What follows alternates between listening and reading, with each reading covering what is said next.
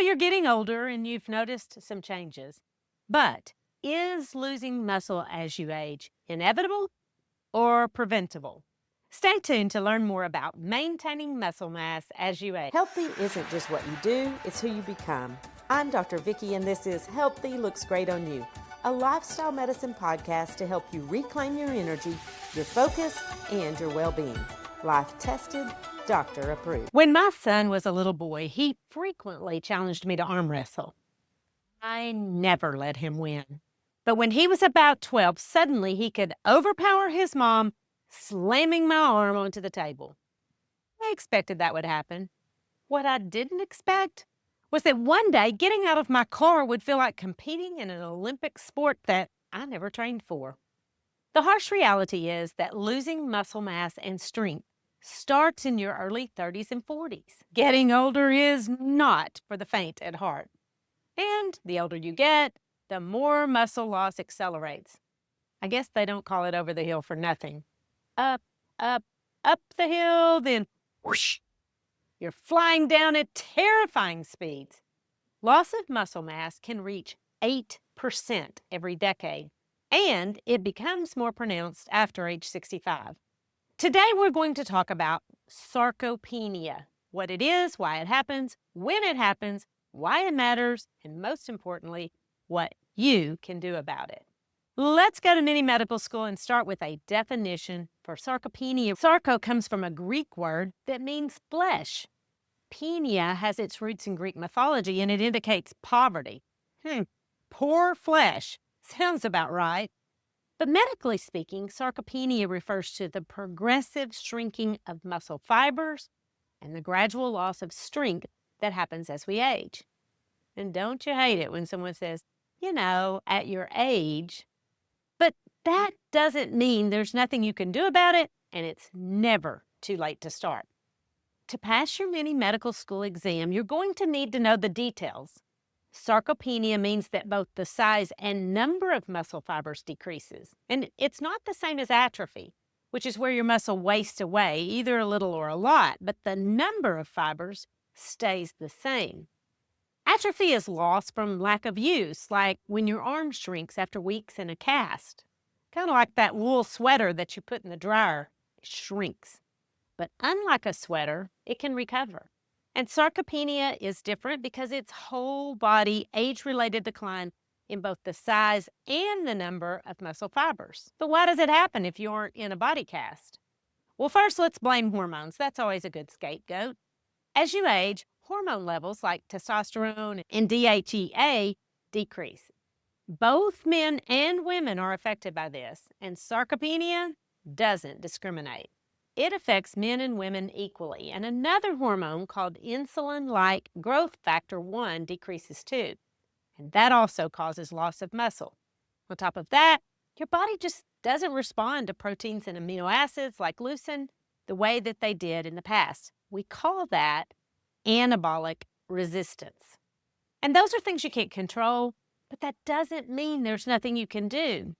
There are reversible causes that include inactivity, obesity, lack of adequate nutrition or protein intake, and insulin resistance, which also hangs out with obesity. And those aren't necessarily reversible, but it is possible to move the needle.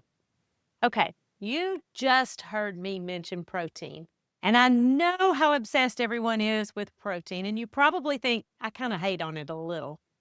Do I think you need adequate protein intake? Absolutely. But I don't think you need to buy a candy bar or a milkshake just because the label says it has a bunch of grams of protein. For review, the minimum recommended daily allowance for protein is 0.36 grams per pound or 0.8 grams per kilogram. And that's a lot of math, and I don't really care that much for math. So what I did is put a link to the USDA online tool in the show notes so you can calculate your own protein needs. But if you're trying to build muscle, you do need more than the minimum, around 1 to 1.2 grams per kilogram. Now, if you live in the United States, you probably don't have any idea how many kilograms you weigh. But if you're 150 pounds, that's 70 kilograms. That gives you a little reference. Told you, math is hard, but here's the bottom line. Eating more protein without actually using your muscles won't build them. Your body can't knit biceps out of wishful thinking. And in fact, excess protein is stored as fat. So there's that. Adding protein powder to a smoothie or eating full fat Greek yogurt, which gives you 10 plus grams of protein, also gives you 10 plus grams of fat. That doesn't help restore muscles. If you listened to last week's episode, you know that protein has 4 kilocalories per gram, and fat has more than double at 9 kilocalories per gram. So yogurt math doesn't add up. Now, to be fair, there is non-fat yogurt with up to 17 or 20 grams of protein. So if you love it, make sure you get non-fat yogurt. Now, let's leave arithmetic behind and talk about symptoms. Strength can be measured, and there's even a test that assigns a score so that your healthcare provider can decide if you meet the diagnostic criteria for sarcopenia. But most of it is common sense. If you can't walk without assistance, you're going to have a higher score.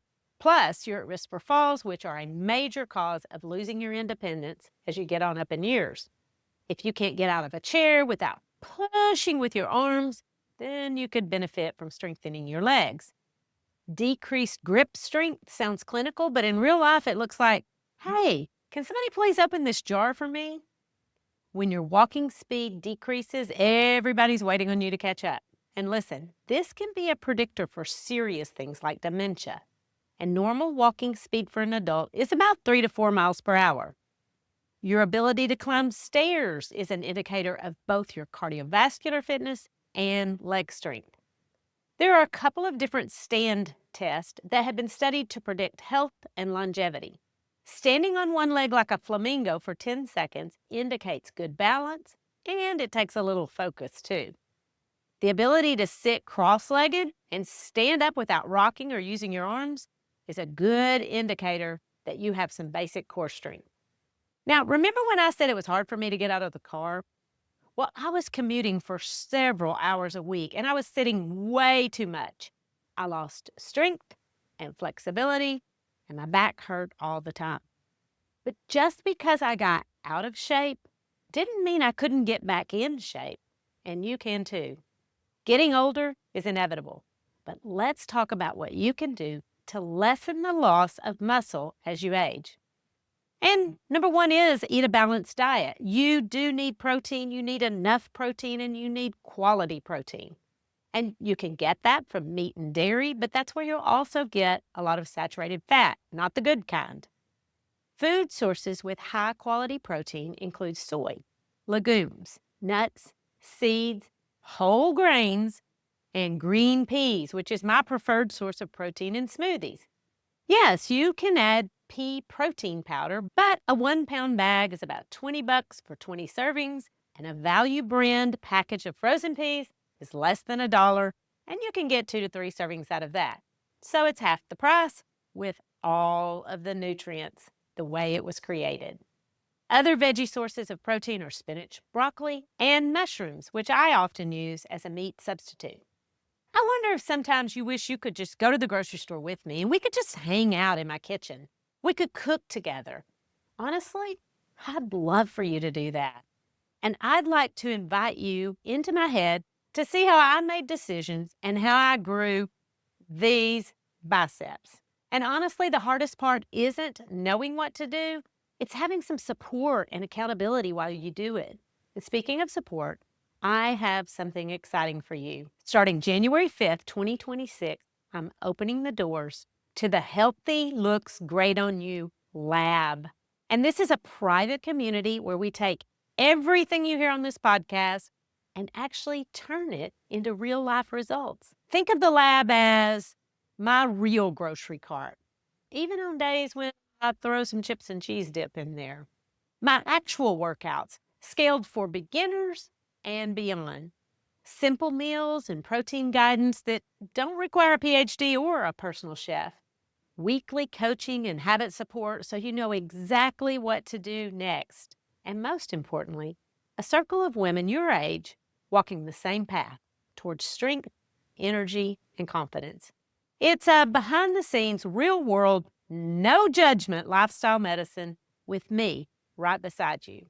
So if you've ever wished you could follow me around the grocery store or peek into my routine to see how I stay strong in my 60s, this is it. But it's even better because we're doing it together. If you're interested in more details about the lab, check out the link in the show notes or just go to healthylooksgreatonyou.com/lab. Spots will be limited so we can keep things personal. I'd love to see you there. I'm so passionate about coming alongside people and helping them change their habits and make healthy choices. But you know, a once-a-week podcast is probably going to fill your ears and not show up as real results. Besides, I like company, and I think there's a lot of power in doing this together. So check out the Healthy Looks Great on You Lab coming January 5th. Now, a healthy diet requires balance, and a balanced diet also includes carbohydrates, the good kind, as well as healthy fats, and those are the unsaturated fats like olive oil, nuts, seeds, and avocado. Eating a balanced diet, though, won't make your muscles strong. But when you're eating healthy foods, it is easier to build lean muscle mass because your body needs energy. And you need to burn that energy with exercise. And it is never too late to start moving. The coolest thing about fitness is that your body starts benefiting as soon as you start. So start wherever you are and don't quit. Start slow, but don't necessarily stay slow. Keep building your fitness one workout at a time. The key is consistency. More is better, but a little is better than none. The recommendation is 150 minutes of moderate cardio. That's 2.5 hours of activity every week. And it needs to be strenuous enough that maybe you can keep talking, but you don't have enough breath to sing. So yes, strolling is better than sitting, but moderate exercise means you're pushing yourself a little. And 4 out of 5 adults don't get enough exercise. Now, this doesn't mean you have to go to the gym every day, but it does mean you need to do something to get your heart rate up, like brisk walking or riding a stationary bike. And you can do that while you're listening to podcasts. And if you want bigger muscles, you have to give them something to resist. Lift weights, use bands, or you can use your own body weight, like push-ups and planks. Flexibility and balance are also important. But it's important to do the things that you enjoy and find ways to incorporate more movement into your day and stick to it. Loss of muscle can be reversed. And if you don't value strength, then at least make sure you have long-term care insurance. And I say that with empathy because, listen, the stakes are high. Here's why it matters. Lifting weights or doing resistance training can lower your risk of a heart attack, of a stroke. It can help control high blood pressure, high blood sugar, high cholesterol, and excessive weight. You are more likely to live longer, keep your range of motion, and maintain your independence. Not only are there long-term benefits, but moving actually reduces joint pain and low back pain. I know that seems counterintuitive, but it is true, and you're never too old. The bottom line is, if you want to build muscle, you've got to work at it. Eating protein is not a magic bean that makes you wake up buff. However, beans are a great source of protein. They're healthy, and healthy looks great on you. To find out more about the lab, go to healthylooksgreatonyou.com/lab.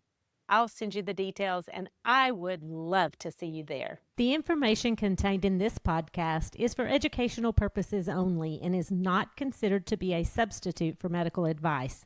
You should continue to follow up with your physician or healthcare provider and take medication as prescribed.